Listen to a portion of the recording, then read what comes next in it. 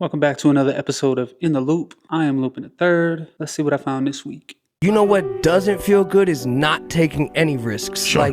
That shit is so boring. I'm very in belief that fear is such a guiding thing in life, because the more you do the things you're afraid of, the more you see that what you're afraid of is all bullshitting in your head. Rest in peace to the great Mac Miller. There's something about fear I've been noticing more in my life, and he put it perfectly here, that it's a guiding force. The things you're afraid of tend to be the things you need to encounter head on, and the things you need to go towards. I feel on the other end of that fear is the growth. There's different kinds of fear as well, where you have the fear like instinctual, I'm about to die, and this fear is saving me. And then there's the fear of, what are people going to think if I do that? Or it might not work out. Or like the doubts and the fear of doubt, the fear of the unknown. But digging into that unknown and seeing what that shows you after you encounter it reveals a lot. And there's a lot of growth on the other side of that. Face your fears. Well, bless me. Get through it, feel it, endure whatever situation comes of it, and you will be better for it afterwards. Sometimes you might just be ahead of the world, which will make you feel crazy. But that's the game. That's why it's so important that you know yourself, you know your perspective, or at least know that you don't know. Dave Chappelle, he's got a lot of good game, and he seemingly gives it out all the time, whether it's in his stand-ups, whether he's just somewhere speaking. At this stage in my life and the growth I've been going through is truly finding what my perspective is, what I truly like, what I truly know about myself, and the discovery. And the one thing I do know is that I don't know, and that ties back into the fear in the first video with Mac Miller, the fear of not knowing and becoming more okay with I don't know. Then you just go head on and go through the unknown, and then you get to know. But developing your own perspectives and truly figuring out who you are, it's a self-reflection of going within versus who am I as a view from everyone else in the world. But develop your perspective and get to know yourself a little more and be okay with the fact that you don't know. Before I do a project, I always do something I call a concept Bible with different chapters of like creative concepts. And to see a lot of those concepts come to life and even be brought to a different world was really cool. Not every director is able to kind of bring a lot of my crazy ideas to the real world. And it was cool to see you guys really take it to the next level. I work with hundreds of artists. Only a select few have had the foresight or the vision to create that sort of Bible for themselves, because a lot of time they rely on a team. Where did you get this from? 4 years ago, I was talking to a really good friend of mine, Jesse Boykins, and he's creative director for fashion brands, for other artists that I really like. I was asking him, like, what's his process before, he puts together anything? And he says you have to put it on paper. He showed me a deck pretty much that another really big artist did for their entire world. And I used some of the prompts and added my own prompts and my own creative flair to like that perspective, and started creating my own decks that I could go into corporate meetings with. I think when you're working with a label, you can try to explain the world, but that's something that can be forgotten. I feel like when people have a cheat sheet that they can look back to say, no, this is the world. If you look at this reference, if you look at this color, if you look at this font style, this is where he's trying to go. Let's all kind of lock in, giving them the responsibility to make my world for me in a situation where they have about like 200 other artists to work with. I think isn't the smartest way to play the game. I think it's better to have a direct objective, and then like from there, we can all build on it. Leon Thomas is a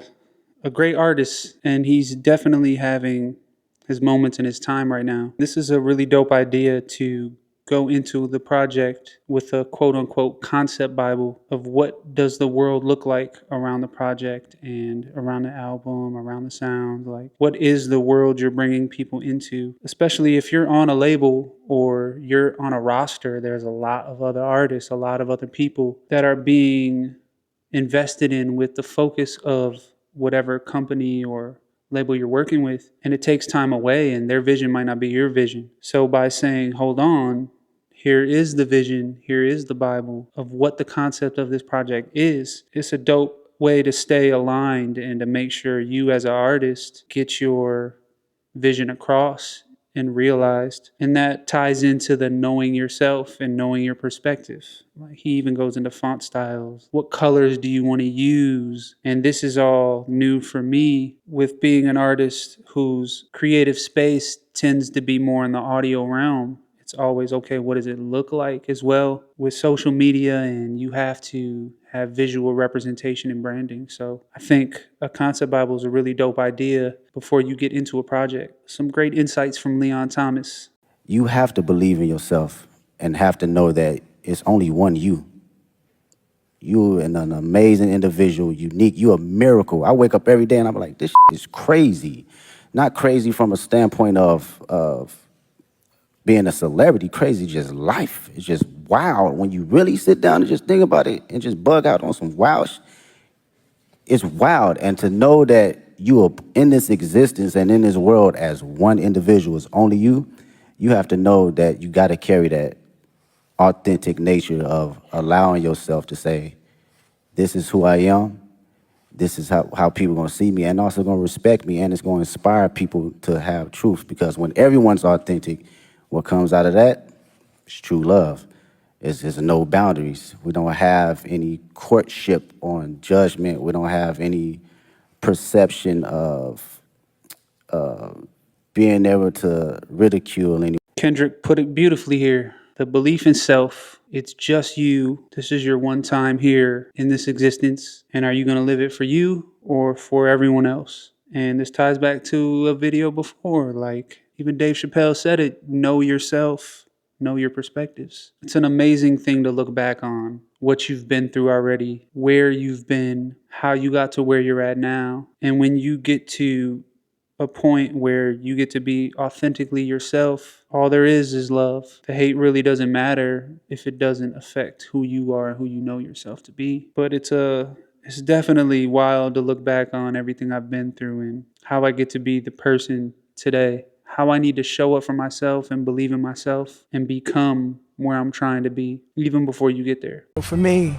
to have these moments, like the stories you used to tell me about listening to our albums, and then to get to see you have a show and we're out there performing and it's your show, like that's Thank you. That means more to me than it does to you, because I would have died to have that with Q-Tip. Died, you know what I'm saying? But we never did that, and you're a different generation, and I just love that this generation has its anchor. That's our future. So I'm not worried about. We got a lot of help now. It's not just us. Like it's us. It's our future. It's Kendrick. You know, it's a lot of great minds that give a fuck about like where things end up and how they go. As a producer, Pharrell is definitely one of the guys you look up to. The creativity and what it means to be a producer and to make art and to be a creative, and to see him expressing his admiration to Tyler the Creator, who I'm sure looked at Pharrell as an inspiration and as laying the blueprints for being a creative in this life, especially in this time period. It's dope to see that connection and almost the passing of a torch, but sharing of a torch, and how he can show up to the show at Tyler's show and perform, and they get to share that. It's dope to see pioneers looking back at who they've inspired as holding up the culture in high regards. This is the mix zone. Some people have mixers in their kitchen where maybe they'll be making smoothies, or sometimes people will, make pastes out of different vegetables. They're dips. That's a mixer with blade on it. This is a mixer with knobs on it and sliders. And what you do with this mixer is you make rock records. It's quite simple, actually. We're just gonna bump it in. Start it out with a little drum. You got that tone. Why don't we pop in a little bass? Give it a shot. Fucking dirty tone on that bass. Hey, shit. Maybe it could use a little shaker.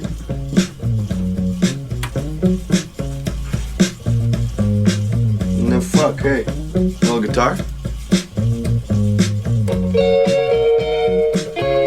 Okay. See, as you see, this style of mixer just brings things together in a very rock and roll fashion.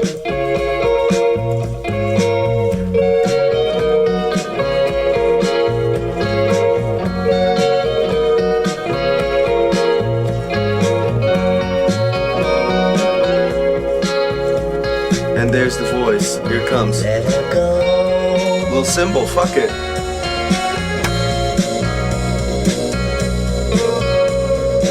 And that's how you make that rock. It's so fucking simple. If you just vocals, If you really lay there, celebration's supposed to make the heart go fun, but it don't. And then if you tweak this putty over here. Tell her that you love her. Kids are always asking me, Mac, how do you do it? What's the trick? It's all pitch control, you dumbasses. Get yourself a tape machine, get your fucking head out of that Ableton shit, you moron. Come on. Fucking retards. Let her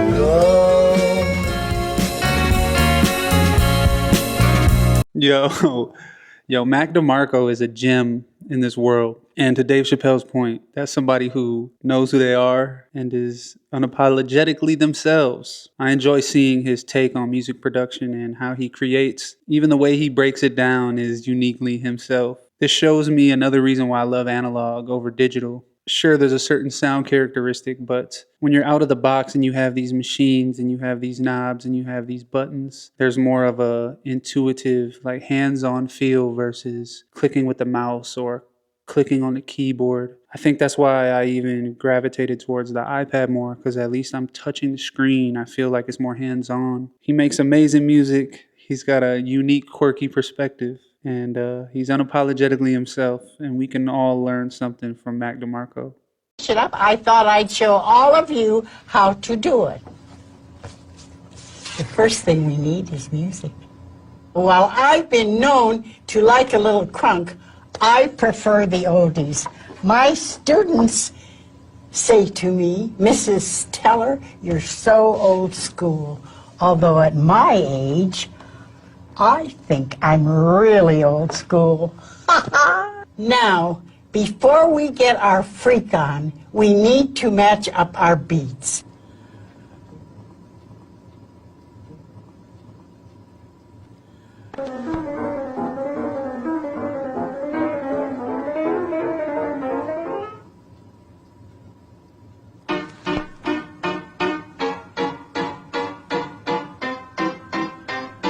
Now that we're synced, it's time to throw in a little something, something.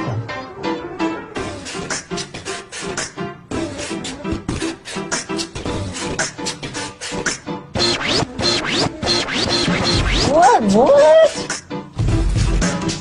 That's all the time we have tonight. I hope you enjoy making your very own mashups. Until next time, remember to always put yourself out there and do your own adventure. Yo, Mrs. Teller got it. This shows you age ain't nothing but a number. She still got the sauce. She's out here with the Mountain Dew with the straw in it. But this just shows that, she knows herself. She knows what she likes. And it's dope to see someone at any age really going after it and being immersed in what they love. She likes to get crunk, and she likes to play music to help people get their freak on. But shout out to Miss Teller. Keep that energy alive. I guess I'm afraid other people won't like it. So what? Who cares? The ones that don't like it, it's not for them anyway. It's only for the ones that will like it, isn't it? Yeah. Does that make sense? Yes. Not everyone is going to resonate to what you have to create, but it doesn't matter. What you're creating isn't for the ones who aren't attracted to it. It's for the ones who are. So who cares about the ones that aren't? Yeah. Is that too logical for you? No, it makes sense. Do you understand? You have no business measuring yourself against others. You have no business comparing yourself to other people. And what anyone else thinks of you is also none of your business. Yes. Do you understand? Yes. It's none of your business. Because that's not what your business is about. Your business is about being yourself as fully as you can. That's your purpose in life. And if you're not willing to be yourself, all the people that would be attracted to the gift you have to give are being deprived of your gift. Why would you do that to them? Why would you hold yourself back from people that are looking for you? Why would you be that stingy? Oh, yeah, I guess. You see, you think, in a sense, you're doing something humble. But you're being arrogant and hoarding your gift and keeping it away from people who might need to see it. Relax. You would not be where you are. You would not have the gift you have if there wasn't someone who needed to receive it. As we have often said, there are no one-sided coins. If you have the head, the tail has to be there or there's no coin. You have the head by saying you have the gift.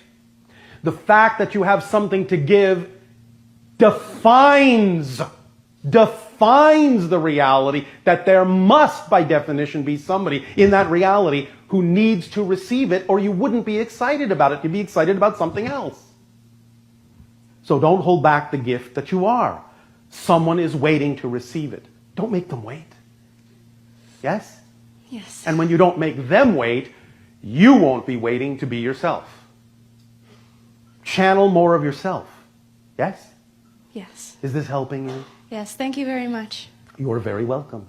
Stop arguing with creation about your value. If you weren't valuable, you wouldn't exist. Stop arguing with creation.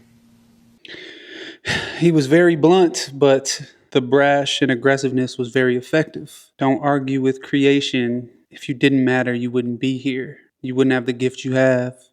You wouldn't be excited about the gift you have and what you're creating if there wasn't people that are meant to receive that gift. I get caught in second guessing that all the time. And this video was a reminder. And let me like this video real quick so I get more of those to pop up. But stop holding back your gift. It's not your business what other people think about you. Your business is your purpose and your gift. For all those willing to be themselves and give that gift out, you get attracted to by the ones that want to receive it. And we see views, we see other videos getting certain tractions and comments and interaction, and you second guess what you're doing. I myself get caught up in that, and we're focusing too much on things that are not our business. And your business is your purpose, and you would not be where you're at with the gift if you weren't meant to. The analogy of there's two heads to a coin, or there is no coin. You having the gift is the head of the coin, and there has to be a tail out there somewhere, or you wouldn't have a coin. And there's definitely a coin. So I guess it's just the consistency of continuing to create and pursue your art and your gift and share your gift. And within that consistency, the people that gravitate towards your gift will show up. But are you going to allow enough time for them to show up? And are you going to present your gift so they know where to show up? But how people think of you is none of your business. How you think of you is your business, and how you care about your gift and how you create is your business. Stay in business. Dude, that's how Earthquake came. I love demos. Like, usually I'll make a beat or something, and I'll just come up with a melody or whatever, just let it play around the house while I'm like showering or whatever, and then I'll go and just record it real quick, and I'll leave it. Dude, that's how Earthquake came. Made the beat, and then I just put that dumb melody, and that's why it's only 8 words, the whole song, but it felt right. And then from there, you're like, okay, this is the idea. Let me make it the best. And sometimes you go up, sometimes you scale back. But me, I'm always looking for that bridge. I love bridges. Every song of mine, I try to somehow put a bridge. And I could spend months on those, trying to find that feeling. It's just something about a demo. Making something, I'll make beats in the morning and have, maybe a hook idea or the beginning of a verse. And I might record the hook, and like he said here, I'll play it, cooking breakfast or getting ready, or, you're just listening back and letting it marinate, and you just love the demo. And that leads to so much unreleased stuff because you feel like, oh, it's not done, or I got to add this, or I have to. But like he said here, if it just feels right, I think the feeling is everything. We get so caught up on the presentation and the comparison of what's already out and what we see and what we're trying to make happen versus how does the song or the demo feel. And that feeling is everything, because that's why you made it, and that's why you're falling in love with the demo. I almost feel like just releasing demos is dope and just letting that go and letting that live. And sure, afterwards you can make it the best it could be. Maybe that's adding, maybe that's taking stuff away. But like he said here, there's a reason why Earthquake's got 8 words in the whole song, because that just felt right. So through all these videos, you get the underlying message of find who you are, find your perspective, and don't hold back. Give that gift to the world instead of hoarding it, because that's selfish and that's egotistical. We're giving these gifts, we're giving these inspirations to create. There's people out there that want it and need it. And who are we to not let it go? And I'm guilty of that as well. Create and let it go, even if it's just a demo. Because who knows? If you get picked up, that demo can be created into something else. So find your perspective, go within and find who you truly are, and then project that out to the world. And I'm taking notes on that. But this was another episode of In the Loop. I am Loopin the Third. Thank you for tuning in. And I'll see you on the next episode.